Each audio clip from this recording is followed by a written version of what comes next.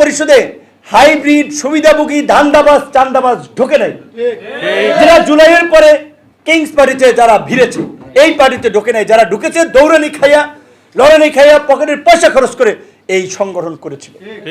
তো পেশাজীবী অধিকার পরিষদকে আমি বিশেষভাবে ধন্যবাদ জানাই।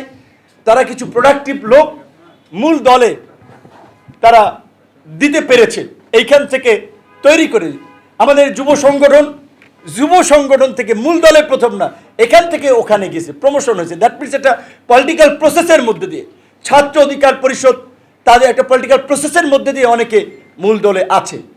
নির্বাচনের সময় আমাদের অনেক ভাই বন্ধু বুঝে না বুঝে বিভ্রান্ত হয়েছিল। আমরা যেই সিদ্ধান্ত নিয়েছিলাম দলের স্বার্থে বিএনপির সাথে আমরা অ্যালায়েন্স করব, জোট করব, সেটার অনেকে বিরোধিতা ছিল।